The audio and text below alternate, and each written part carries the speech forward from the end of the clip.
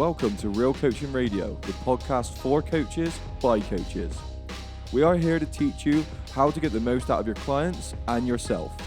This is where beauty meets the beast, brains meet brawn, and science meets, well, bro science.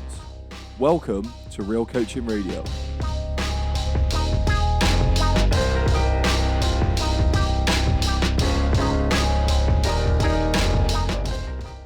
Welcome to today's episode of Real Coaching Radio.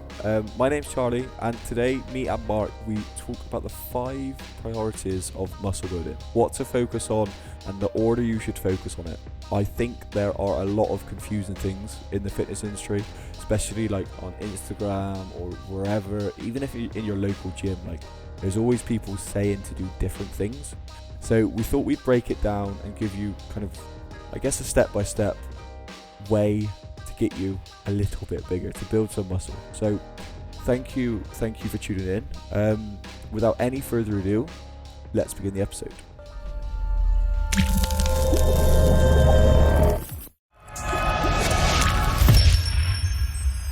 Busy this week. Like, it's stupid. Do you find when you got to go away, it just, I know obviously it's a break, but you find it just adds more stress? Yeah, most of the time, which is not good. But yeah, pretty much. And it always seems to come in a wave. Like, so I was away last weekend. I'm away for the best part of half of this week. I'm away next weekend. Like, it just all seems to come in this. It's like a bus, isn't it? Yeah. But yeah, I basically got to fit 7 days of work into 2 days. And I already struggle to fit all of my work into 7 days. Yeah. I like moving house and stuff at the moment is stressful. We went to Bournemouth and then I was away with Jess, and it's 2 weekends away. And that was stressful because it's time away, and all I'm thinking about is I've got all this stuff to do in the house. I've got all this work I've got to do. And it just feels like it just added stress. Yeah. I do have a question, and I don't know if there's an actual answer for it or it's something I should know already, but we'll kind of just roll with it as we go. Okay. So, and it kind of does lead on to what we're talking about today, but how come when, like, when a client comes to you, they've never lifted weights before, and over like an 8-week period, the amount of weight they can lift just goes up and up and up and up and up, like really quite quickly. And then it gets to a point where it's like, okay, now we can't go any further. Like now we've got to start like slowly incrementing each week. Yeah. Like, what are they reaching at that point? Is it just like I know it'd probably be a number of different things, but is it like they're signaling from their central nervous system? Is it that they actually can only lift that amount of muscle? Like, is it, like you spoke about before, is it the Golgi tendon organ? Is it all of those things? Yeah, so your nervous system will respond faster than anything else. So the first adaptations that take place will happen to your nervous system. So, you'll increase rate coding, so your firing rate of impulses to the muscle.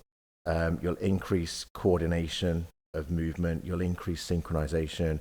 You'll increase motor unit recruitment. So, doesn't work this way, but let's say the client comes to you and almost half of their muscle is dormant, if you like, because they just don't really do anything. And all of a sudden you start training and that muscle just wakes up. So all of a sudden they've now got, I'm going to say, extra muscle to work with. They haven't, because it was always there. They've just increased the signaling process to it, and essentially it's now awake and helping them. They can actually access that part of the muscle, like those muscle fibers, whereas before they've never needed to. Their sedentary life has never really required them to do that. So all of those neural adaptations you'll just see a massive increase in their strength initially. So which, as you said, this leads us into the podcast. when people are trying to get bigger as such, like trying to gain muscle tissue, the first response that they will get is they will become stronger, because their nervous system will adapt way quicker than their tissue will in terms of muscle tissue. Right. That was because it's frustrating. I think it's just I'm looking at my progress over the past couple of years, and like it just seems to get frustrating. And I think that point of frustration, like I remember in my first year, I got so much stronger and so much bigger, and ever since then, it's just like well, also you get so far down the line and you get diminished returns, don't you? So the amount of effort that you have to put in for the same return increases. And unfortunately, like the return decreases. So the closer and a new client is going to be nowhere near their upper limits of strength capacity, like not even close. So obviously their ceiling is so much further away than what yours is, as an example. Yeah. So in order for you to see improvements, you're going to have to push harder, and it's going to take longer. Yeah, you just become more dialed in with it, I guess. And that probably is why a lot of people because this happens I see this the same with nutrition and diets. The human body's pretty quick to respond and quick to adapt. And you will, initially you'll see some really good changes, and you're like, oh, this is great, this is working, this is so good. And then you'll get, 6 weeks, 8 weeks, 12 weeks down the line, depending on the position you were in at the beginning, and things will start to significantly slow down. You're going to have to work harder to continue to see some changes. And that's the point where people are like, oh, this don't work. This isn't right for me. I'm going to try something else. Whereas in actual fact, it's at that very point where you need to be the most meticulous really with what you're doing, the most consistent with what you're doing, because you have to get beyond that point. And that's one of the reasons why, that's one of the good things that I like about, in order for you to get some real good success from training, that you've got to go through that little bit of hardship to get there. And I think that builds way more in terms of character than just the physical changes that you're going to get. I think it's quite good for your mind and your mental ability as well. Yeah, I think that adherence to a program, either it be and adherence to like nutrition as well, because I think that for me has always been the struggle. Is like well, especially if it's like people losing body fat, they're going to be consuming a certain amount of calories. They're then going to be getting lighter, so therefore they're no longer in the same size deficit, because they're getting lighter, so their body doesn't need as much energy to keep it moving. So in order to get them into a bigger deficit, you're going to have to continue to almost remove food to a certain extent, or find another way to take them into a deficit through movement. And it's at that point where the body starts to adapt, and we get this adaptive thermogenesis happen and take place. And it's just like, oh, this don't work for me anymore. Well, it does. You just gotta. It's just getting harder, unfortunately. Yeah. It's almost like a funnel effect, isn't it? As soon as you get to that kind of those last few stages, and I think that's something which, I guess, I got sent a post the other day from one of my friends. Sent me James Smith's post. Did you see his post about bodybuilders? So I actually unfollowed James Smith a few months ago. I unfollowed him about a year ago. Yeah, he basically put up a post. Let me see if I can find it. Just so, because it was definitely around this conversation anyway, around the muscle building topic. And the reason I find it interesting is because I feel like, no, not everyone needs to be a certain way. No, not everyone needs to go to the extremes of becoming a bodybuilder. But there is definitely something you can take from it, and it is the discipline that goes into it. And I think that's something that I myself, when I look at, I was inspired by Arnold. I think like a lot of people were, and like I've literally got a poster of him in my house, massive. And I find that was like very desirable to look at that certain way. But the way that bodybuilders are now, like you have the mass monsters and you got physique athletes, which you've got these like tiny waists and big shoulders, and like the conditioning that goes into it is just absurd. Like back then it didn't seem to be as harsh as it is now. Like I don't know what your current views are. I know it maybe wasn't as harsh, but that's probably it was still going to be hard, wasn't it? But it maybe wasn't as harsh because I guess people's physiques have come on such a long way, like you say, in terms of mass monsters and just the details of what's going into what they're looking for in a physique, and obviously the enhancement of drugs that people are now taking. It's the same with everything, isn't it? It's like the Olympic Games. The 100 meters sprint is getting faster. It's like the CrossFit Games.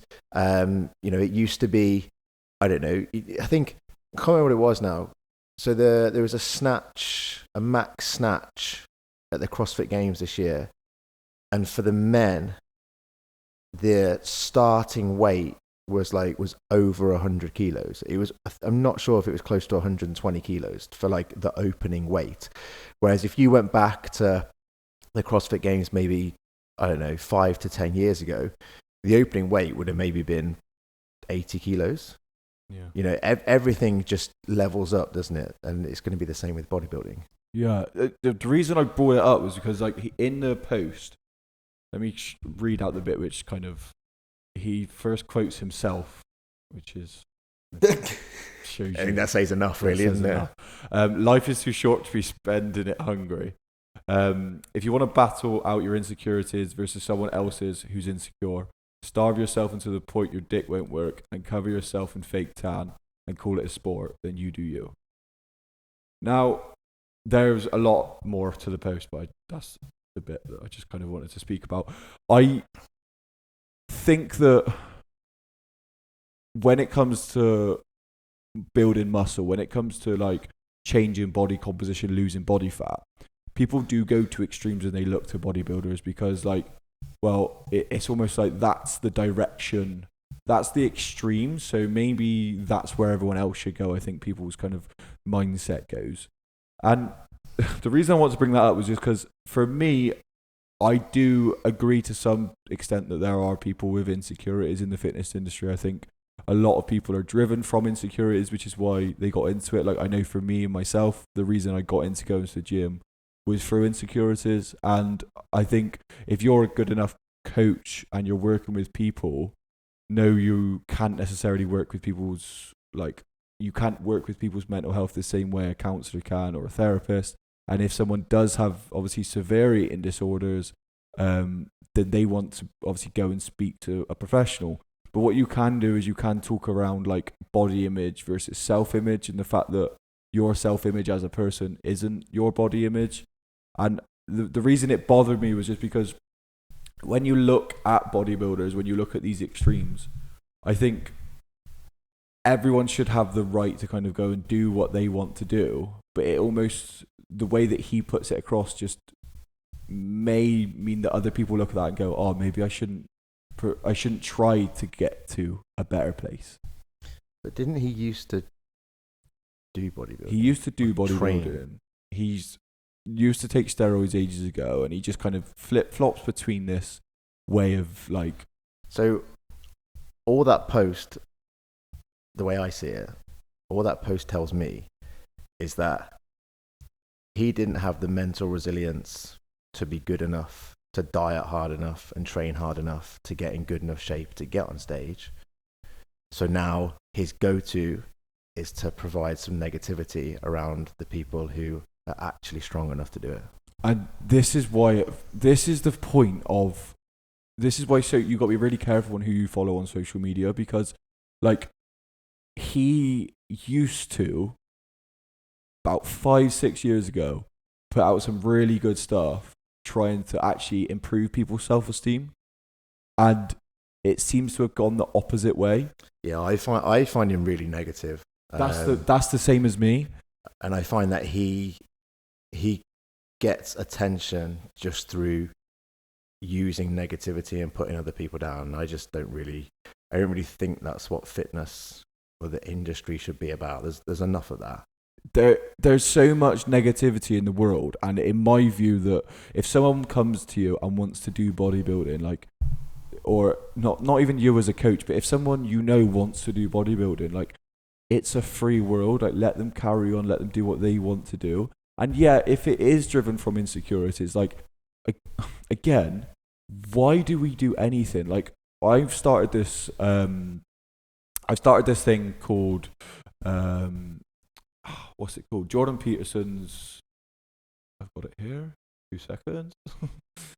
Jordan Peterson's self-authoring program, and it basically asks you to write about your past, write about your future. And one of the things he says is that sometimes, like, positivity can't be such a good motivator, like aiming at a goal, and that sometimes can't be such a good motivator, but fear is a really good motivator, and being afraid to do something can be a really good motivator. Yes, someone may have insecurities and, like, fear drives them, but fear probably drives us in a lot of places. Like, a lot of the reasons we may do a lot of things we do anyway is because of fear and because of insecurities. I know it is for me. I know it probably is for a lot of other people. And Jay Smith just calling out one group of people, saying, like, oh, bodybuilders, like, they're so insecure and stuff like that. Like, yeah, but most people who are insecure, or most people at the top of their game of something, are insecure in some kind of way, or are driven by some kind of thing which isn't just a passion for something. Do you know what I mean? There's got to be some insecurity. I think everybody has insecurities, like, in one way or another. You got to look at sportsmen, like, they want to be the best at something, so they're comparing themselves to people around them. And you could turn that and just say, well, maybe they're insecure that they're not good enough. Do you know what I mean? Like, yeah, I think you know, irrelevant of sport, I think everybody in the world has an insecurity of some form, because we're emotional organisms. Like, we run off emotion, and so I think every single person on the planet is going to have a level of insecurity. I don't know, the post bothered me. I think it just really got into my skin. Like, no, like, I'm not a bodybuilder. I don't have, like I said to just in earlier on in this conversation, like, the reason I probably would never do it is because I couldn't diet to that level. Like, and I hold my hands up and say that, but I don't take away anything from anyone who is doing it. And I think that's why it bothered me. Yeah.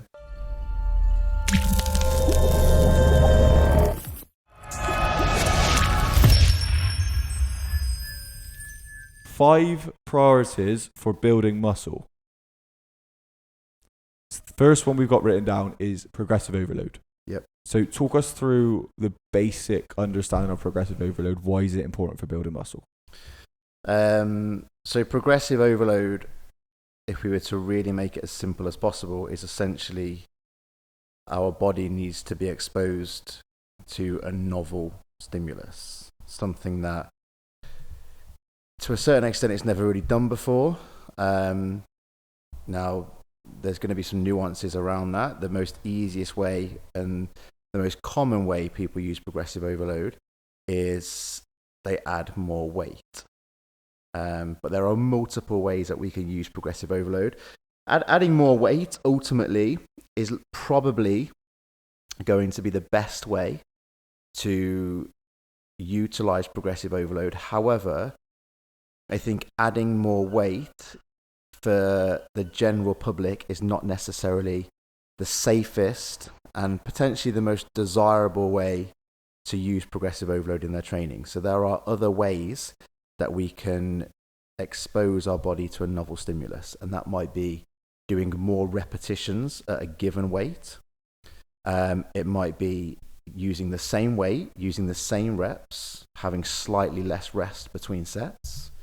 It might be increasing time under tension, so making a rep last 5 seconds as opposed to the week before a rep maybe lasted 3 seconds. So a set takes longer to complete. So ultimately, the best way to probably utilize progressive overload is likely add more weight, but adding more weight is not necessarily always achievable. Cool. I think progressive overload is the easiest thing for people to think about. Like, out of this whole list, I think it's the easiest one. Like, yeah, and I say, we put this at number one because I think it's probably the biggest priority. There are plenty of people that go to the gym with no understanding of what they're doing, no knowledge behind what they're doing whatsoever, but they just go to the gym and train as hard as they possibly can every single time, and they end up getting pretty good results because of how hard they're training. Yeah, and that's the one thing for me was always like keeping a logbook and having like some idea of what I was doing before is the best way for me to do it. Like, I get people, I've seen people slate logbooks before, and I'm just like, well, if it helps and you're trying to get results, and why not use it? Like, and a logbook's the best thing for keeping an eye on what you have done and what you need to do this week. Like, each week I go in, before I lift any weights, I write down what I'm going to hit that day, or at least what I want to hit. And if I don't, then I change. Obviously, I will change it or write next to it. But because I look back at the week before and go, right, I did 160 last week, I'm going to go for 165 this week, and just try my best to incrementally jump up through the weights. Out of all of the others you said, what do you like to go to second for progressive overload? Like, because you have obviously adding more for building weight. muscle. Yeah. I would say protein synthesis. Okay. I would say progressive overload and protein synthesis, and maybe the two. Yeah, progressive overload, protein synthesis, sleep and recovery. Yeah. But which I would say is a huge priority, and I would say those three kind of like intertwine with each other, because sleep is going to be a massive benefit for people, but without progressive overload and protein synthesis, like, you're just sleeping. Okay. You know what I mean? So protein synthesis, what is protein synthesis? Well, it's just essentially the building of new muscle, the building of proteins. So we need to, in order to optimize muscle growth, we need to stimulate muscle protein synthesis probably every 3 to 4 hours. The two easiest ways you can stimulate muscle protein synthesis is firstly through training. Certainly resistance training. Resistance training will stimulate muscle protein synthesis, and the consumption of protein, particularly leucine, will stimulate muscle protein synthesis. So ensuring that sort of every, I don't know, let's say 4 hours, every 4 hours you're doing that, you're putting yourself in an optimum position to continue to grow muscle. So there are a few considerations around that. Like, if you train first thing in the morning, then you can get away without eating, because training is going to stimulate muscle protein synthesis. And then if you're really smart, you don't necessarily need to neck a protein shake straight after, because that protein is there to essentially repair and build muscle tissue, but the way that we do that is through the stimulation of muscle protein synthesis. So, but if you've already trained, you've just done that. So you could save your protein shake for a couple of hours later and have that. You almost kind of like want to, every 3 to 4 hours, you want to be finding a way to stimulate muscle protein synthesis. So if you're not training till later on in the day, the first thing you need to do when you wake up is consume some form of protein. If you're trying to, let's say, go through a recomposition phase where you're trying to build muscle and lose weight, some people might take an approach where they're going to fast in the morning, and that's going to be good for them losing weight, likely, because they're going to probably put themselves in a deficit because they're shortening the window that they've got to consume food. But they're not putting themselves in a good place to build muscle, because they've just been asleep for, 6 to 8 hours, and they've woken up and they're now not going to, consume anything for maybe another 4 to 5 hours. So now they're going to go, 10 to 12 hours without maybe stimulating muscle protein synthesis, which is half a day. Yeah, and this is the optimal. This is like, if you can, then why not, basically. If you can stimulate muscle protein synthesis every 4 hours, Yeah. then go for that. Yeah, and on that with what I just said about like recomposition, like it is possible, but again, if we're solely talking building muscle tissue, being in a calorie surplus, or at least at maintenance, like being in a calorie surplus is going to be the most optimum way. And a calorie surplus is basically eating more calories, like consuming more calories than you're burning throughout a day. Yeah. And that just gives you like adequate energy to kind of build muscle. Yeah. So, well, yes. I mean, building muscle isn't an energy dependent process. Building muscle is a signaling dependent process, which is this muscle protein synthesis that we're talking about. So losing weight is an energy dependent process. Calories in, calories out. Muscle building isn't. However, if you are in a deficit and you're trying to adhere to a training program that requires progressive overload that we spoke about, you need to be well fueled to go into that session. Just be like, right, I'm going to lift more weight this week. If you're in a deficit and you're not well fueled, the chances are you're going to miss reps, you're going to fail reps. So you're not going to be able to continually add progressive overload into your training. So the additional calories, more than anything, in terms of building muscle, are just going to give you more energy to be able to train harder. Correct.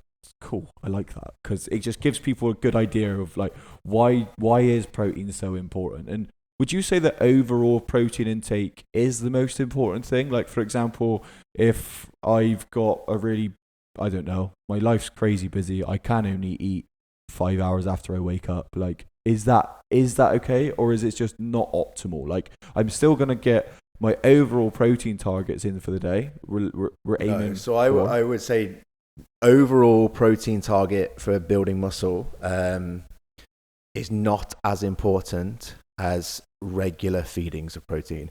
I would, obviously there's a limit to this, but I would prefer people to, let's say, be 20 grams under their protein target for a day that I've given them, but they have regularly dispersed that throughout a day, rather than they've had one whacking great meal at the beginning of the day and then one massive meal at the end of the day and this massive chunk in the middle. Because like I said, it's not an energy dependent process, so it's not the total amount of protein that you're getting in, it's how often this process is stimulated. Right. Okay. That makes a lot of sense. So when people, obviously, when we're aiming for that 1.6 to 2.2 grams per kg of body weight, like that's obviously just so we have enough protein to do that job. Yeah, but it then becomes important in terms of how that's dispersed throughout the day. And I've read a few things like in Lane Norton's book that I was reading, like 30 grams of protein per serving is probably the optimal amount you'd be looking for. Yeah, that's if obviously it's going to depend on the individual, because you could have someone who weighs 55 kilos and then someone who weighs 130 kilos, and their requirements are going to be different. But if we were to like give it a rule of thumb, then yeah, that is a good guide for people to go with. Cool. So you mentioned sleep then. Mm-hmm. So recovery and sleep. Now, like I definitely believe that your recovery should be as much of a focus as your actual training itself.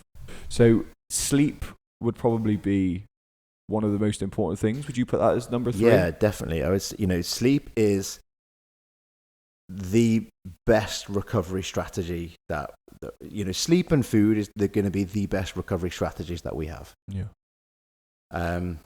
But sometimes life doesn't allow for sleep to be an optimal recovery strategy. So if you are just someone who is regular, if you're not going to be a bodybuilder, then because you've taken James Smith's advice, I'd say that your best bet is to purely just try your best to sleep like as much you can and make the most of the time you're going to sleep. Yeah, so I would agree with that. Like if you're, everyone's like, oh, I need to get like 8 hours a day.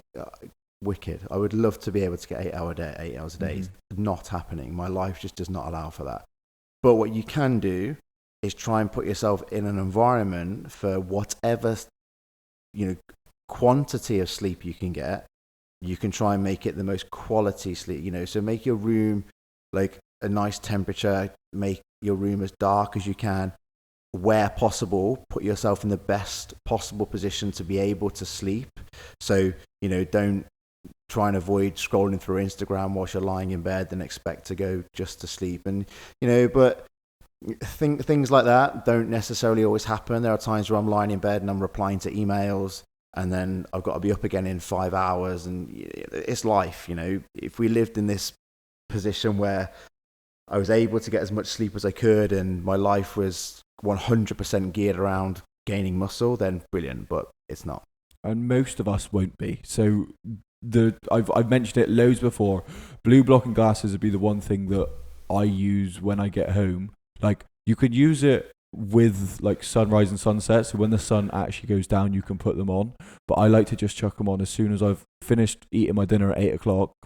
They go on, and that's because I know from that point onwards I'm going to start to be winding down. Yeah. And I think like doing something relaxing before you can go to bed, and for me it's reading. Like, I can read, and I will like, not something which I'm trying to learn about, I mean like a fiction book that kind of just can't, like, I don't have to think about, just really does send me to sleep pretty well. And I think if you're sat there going, oh, but I don't know how to get to sleep earlier, like, honestly, your phone will be a massive thing. If you are replying to emails, you can't avoid that. But if there is something you can do, I'd probably say the biggest step for you to get better sleep would be to either, if you're going to be on your phone, wear blue blocking glasses, or just put your phone to the side and try not to go onto it once you get into bed. Like, use your room as a place where you are going to sleep, basically. Yeah. That is the one thing. Yeah. I would say most of us would probably benefit from spending less time on our phone anyway, just in general. And if you do have that, I have my phone. This is a tip for getting up if you train early morning as well. But I put my phone the other side of the room, because when my alarm goes off at 4:30, I have to get up to turn it off. I do that. And as soon as I get home, as soon as I've finished dinner, I pretty much go put my phone upstairs on charge, and it's there and it stays there. Yeah.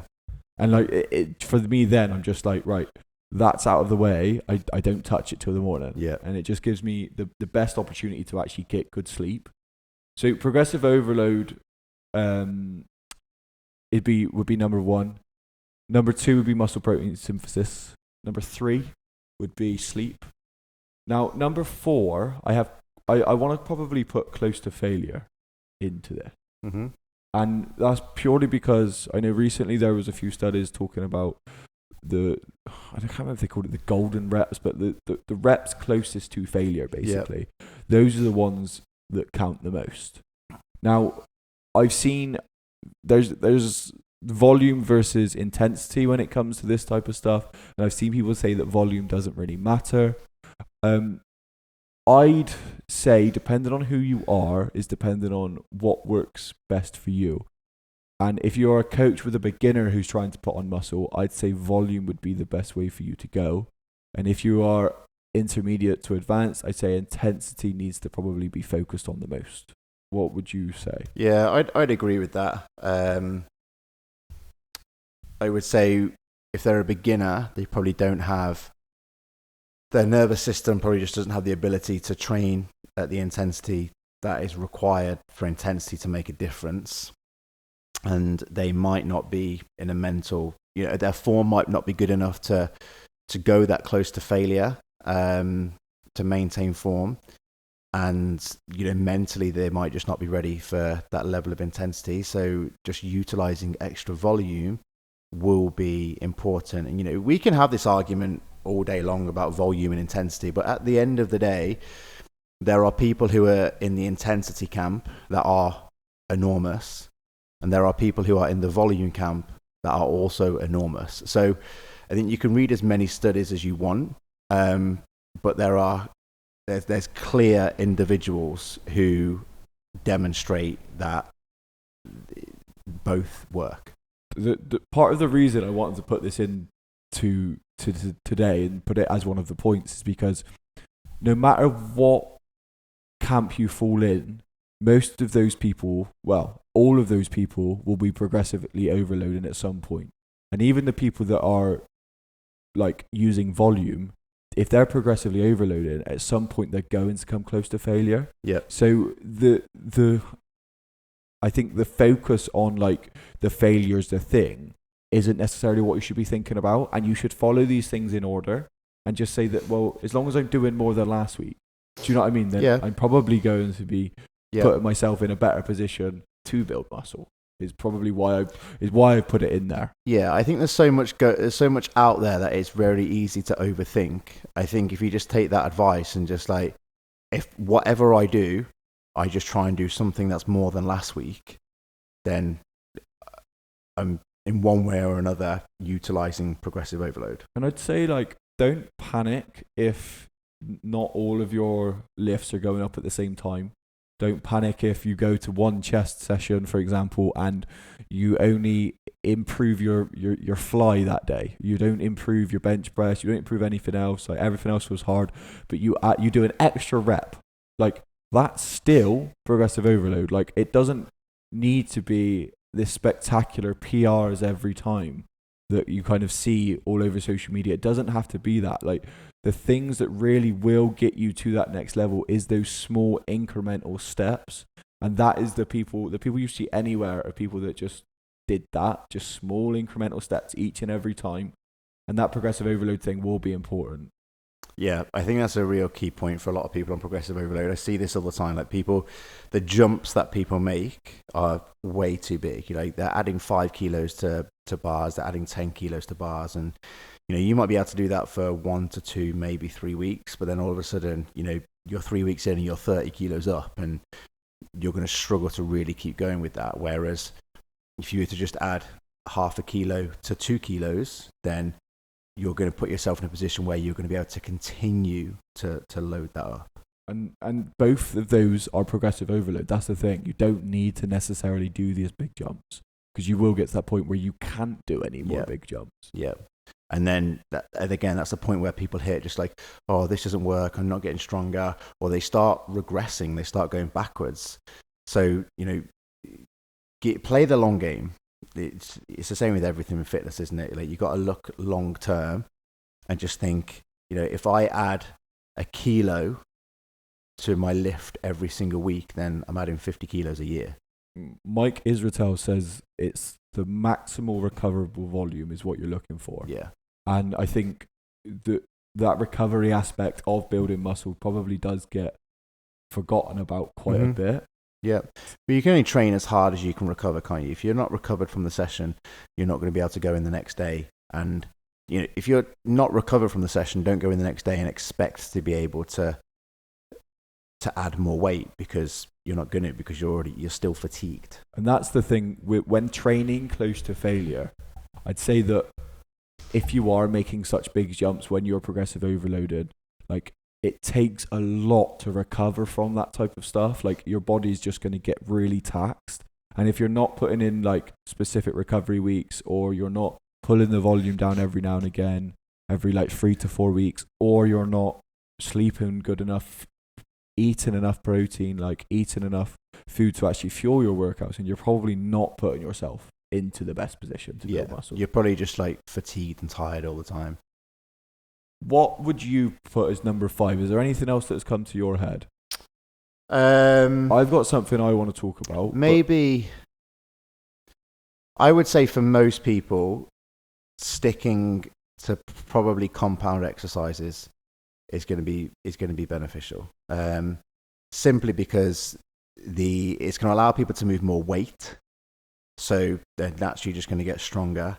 If people are time poor and like limited on time, then again their sessions can be a bit shorter. So like bang for buck from your session. I think if you stick to the big compound exercises, you know, your squats, your deadlifts, your presses, your pulls, you're going to put yourself into a better position to be able to build muscle. Yeah, I think when I writ these 5 down, when I put progressive overload, I put compound lifts underneath that because you can move more weight, you're more likely to be able to progress on those exercises and like put in more weight through your muscle. Like that's going to be probably the main driver when it comes to hypertrophy as such. So one of the things that I've written down, because I found this with a couple of clients recently, actually, who are trying to build muscle.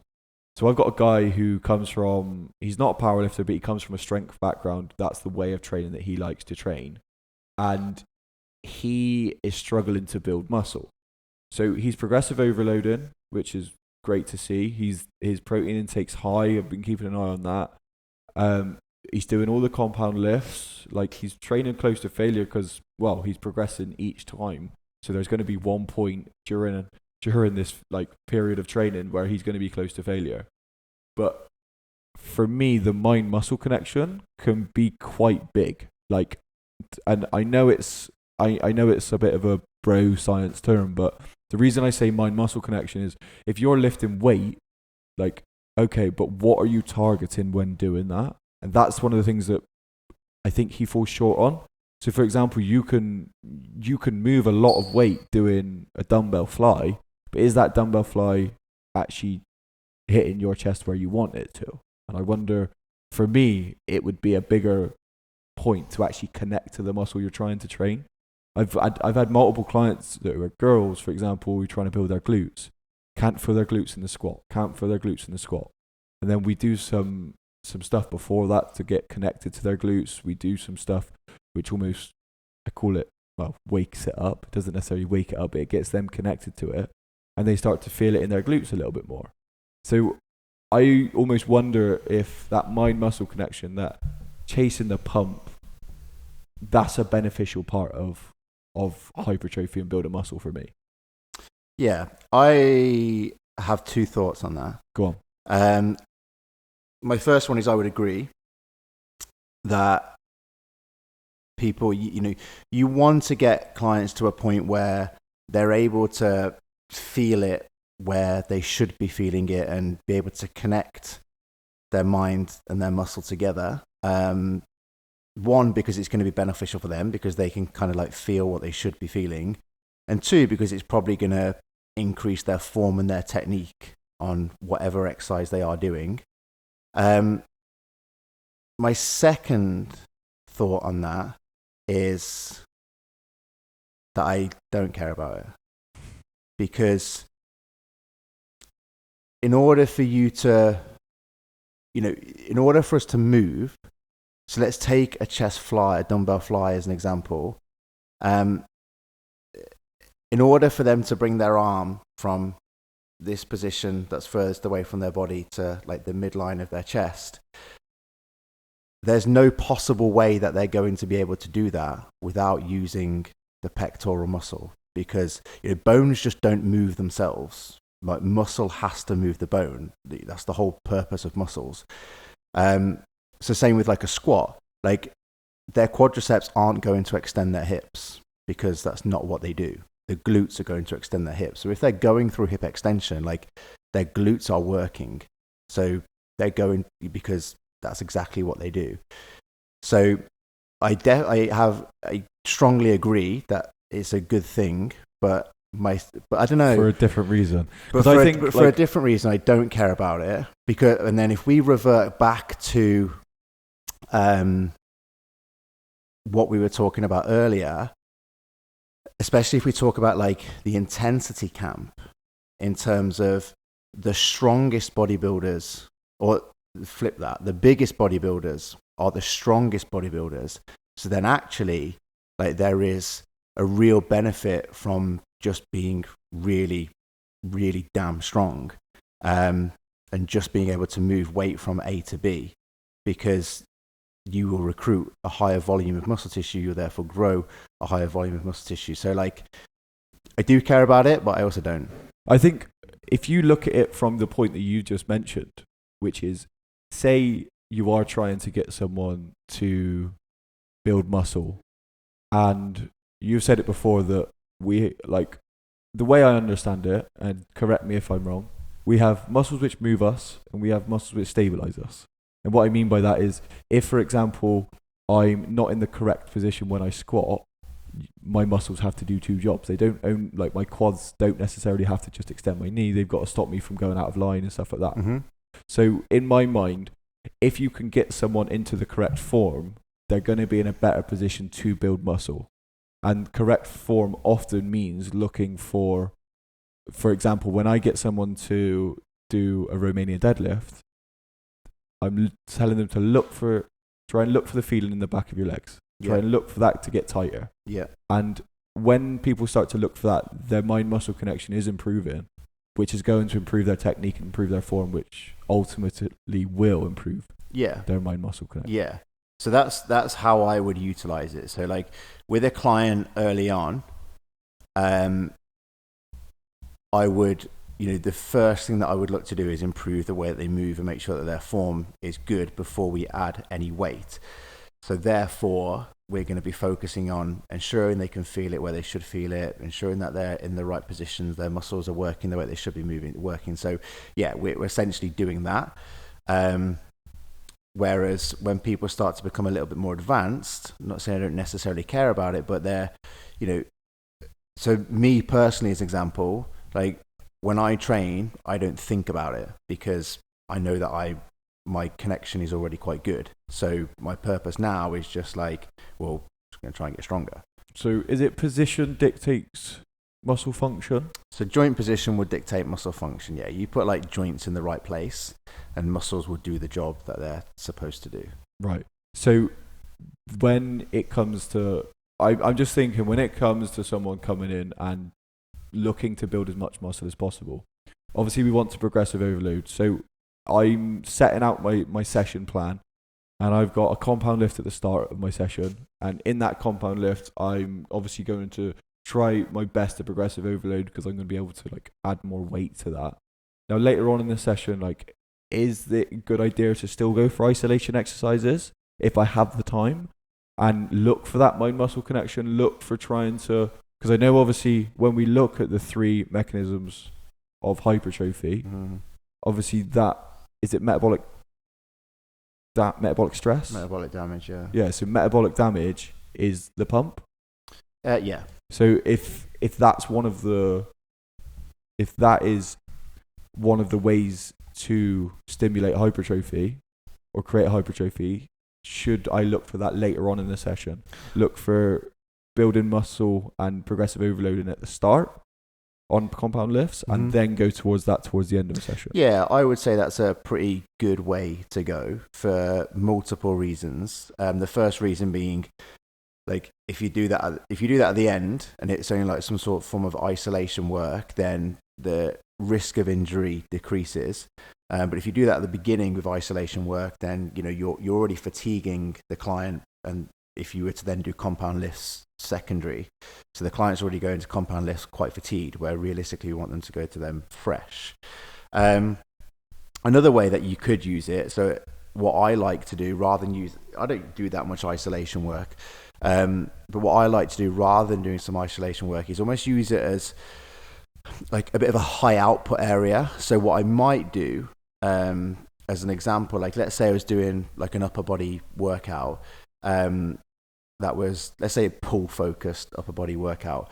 I might do all my big movements at the beginning. So I might do some weighted pull-ups. I might do some form of barbell rows, whatever it might be, which are quite demanding on the spine in terms of got to hold positions to be able to perform these barbell rows. It's a free weight.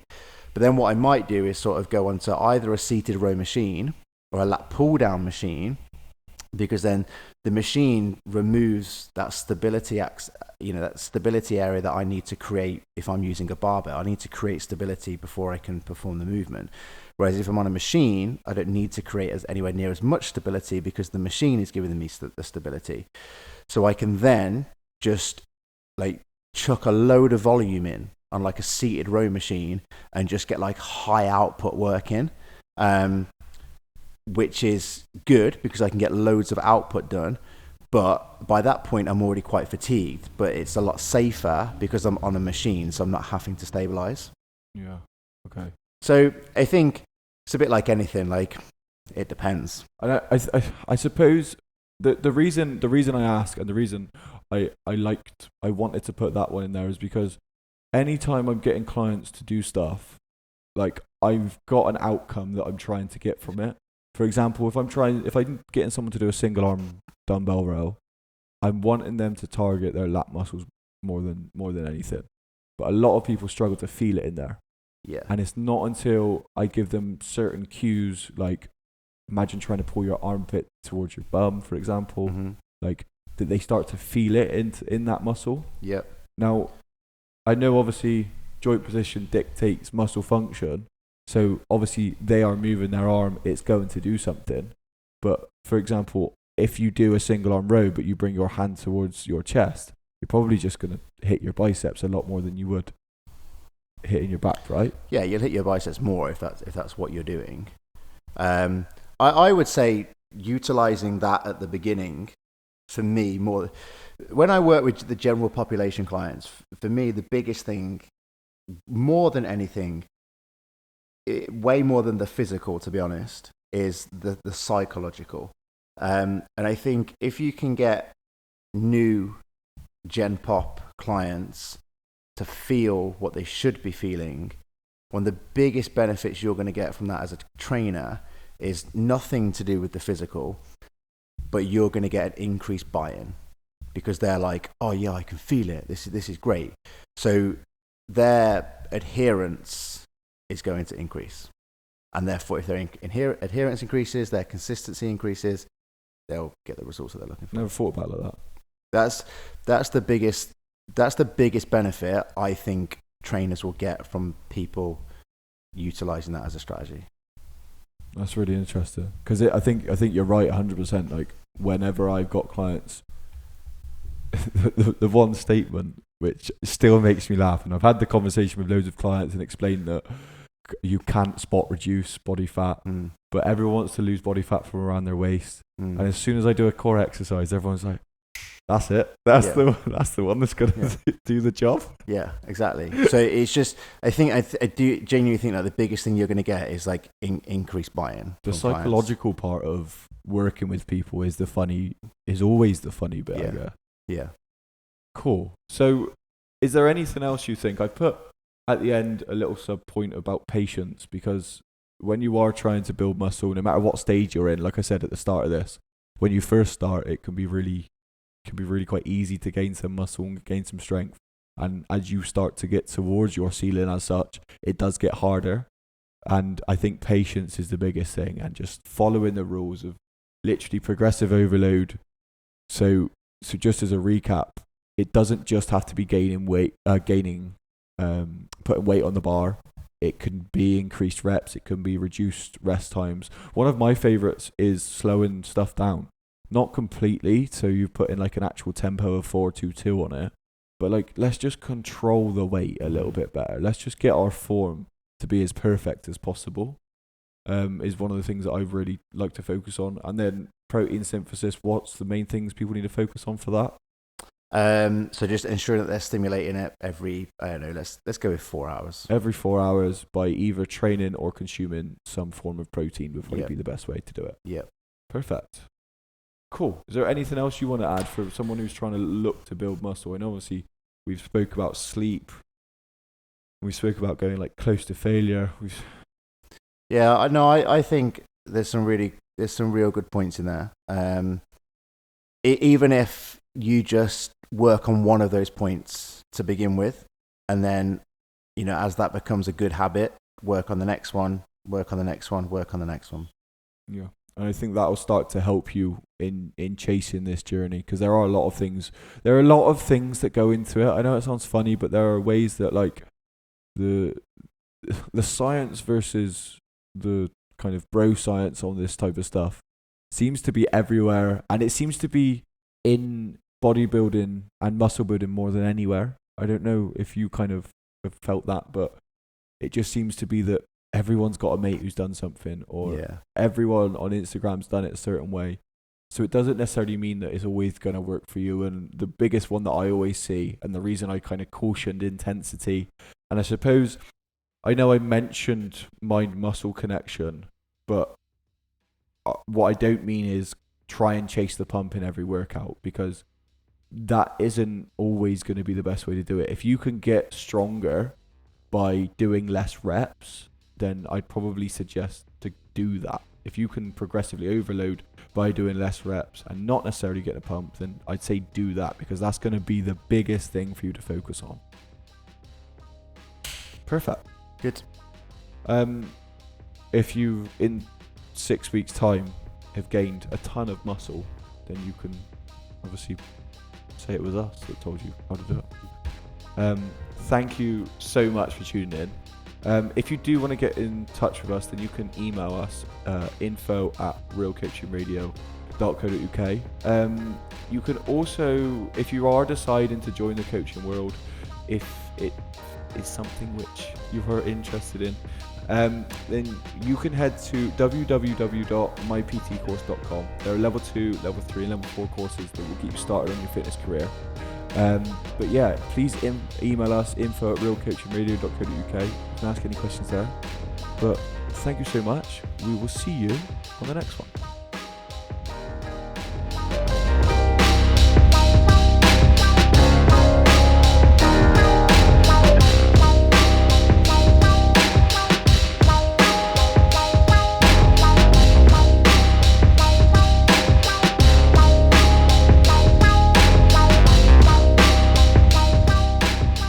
Thank you so much for tuning in to today's episode of Real Coaching Radio.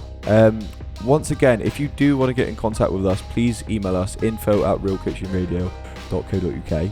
And if you are interested in joining the coaching world, please head to www.myptcourse.com. There are level 2, level 3 and level 4 courses that will get you started on your fitness career. I do want to say, thank you for kind of tuning in each and every week. I say each and every week as if we've been posting each and every week. Probably been every couple of weeks, but we are trying. So thank you for bearing with us, and thank you for support. It's great that you are still listening, if you are still listening. And if you do know anyone who's trying to build some muscle, then please share this with your friends, family, people you go to the gym with, and people that are doing the wrong thing. And yeah, let us know if this actually helps. Thank you once again for tuning in. This has been Real Coaching Radio.